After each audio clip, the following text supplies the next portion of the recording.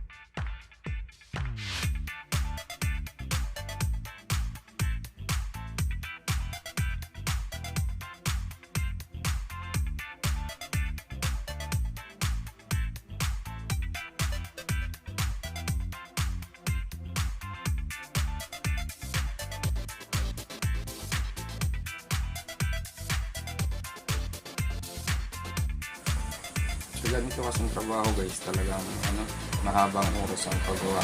Paggawa pa lang po ng pattern nito, matrabaho na po siya. Diba? Siyempre, nakagawa na po tayo. Sa kabilang side, iba po yung design, sagad hanggang lining. Dito naman, half lang. Ngayon, madali na lang tayo mag-adjust nito mamaya. Gagawin na lang po natin, dahil short siya, yan short. I-extend na lang natin mamaya yung balat. Igagano natin. Tungan na lang natin. So guys, lagyan po natin siya sa balat.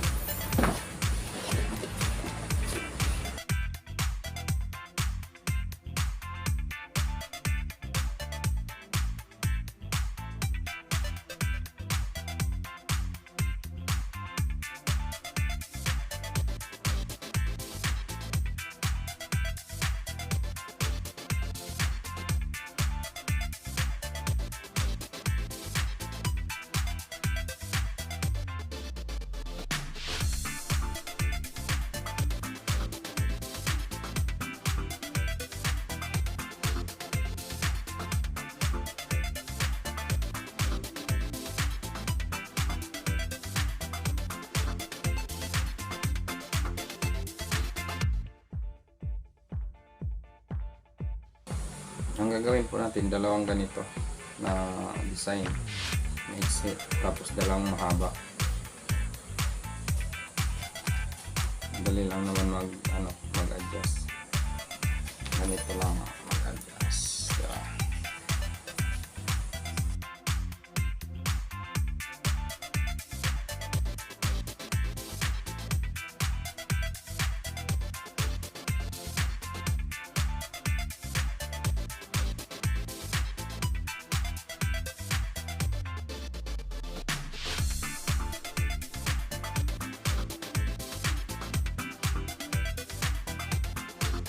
Ayun na guys.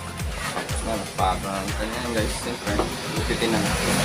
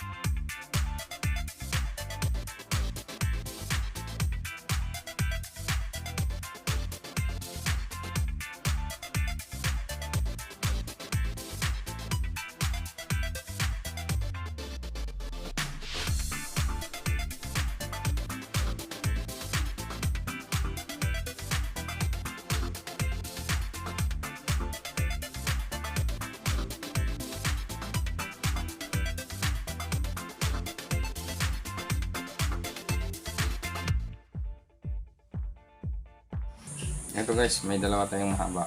Yan. Haba. Ito maiksi. Yan. Maiksi yan.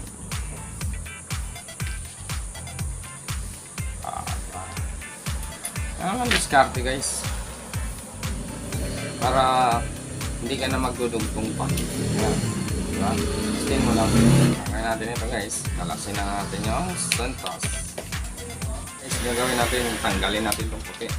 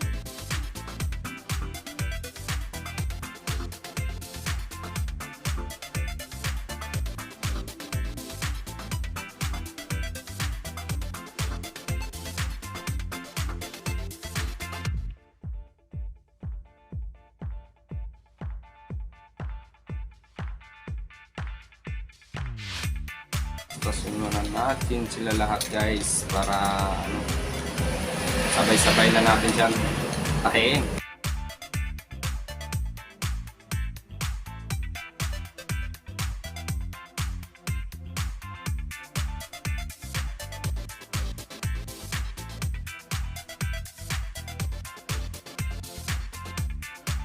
Tapos guys, siyempre ano natin siya, raragyan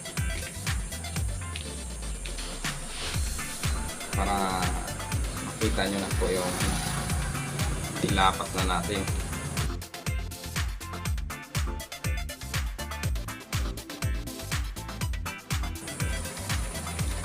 Ayun na guys, tapos na natin guys. Yan. Hindi ko na pinakita sa inyo kung paano natin tinahi. Ayan o, tahi na siya. O, diba?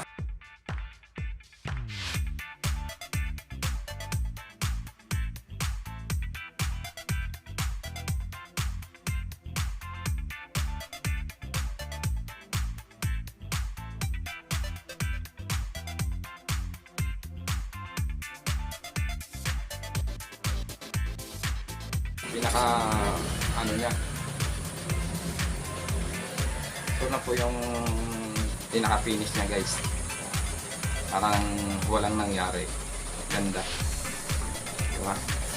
Okay na.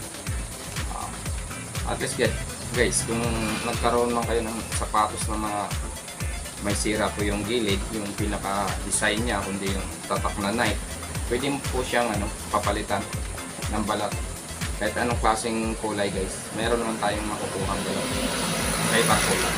Kaya ito guys, binigyan ko lang kayo ng idea para at least hindi kayo ma-discourage sa sapatos nyo na kamahal-mahal, nadurog ang design niya sa gilid. Diba meron pa naman akong nagawang unang video din na mga plastic naman, pinalitan ko rin siya ng leather. Ayan guys, maraming salamat sa mga panood ng mga video ko guys. Thank you.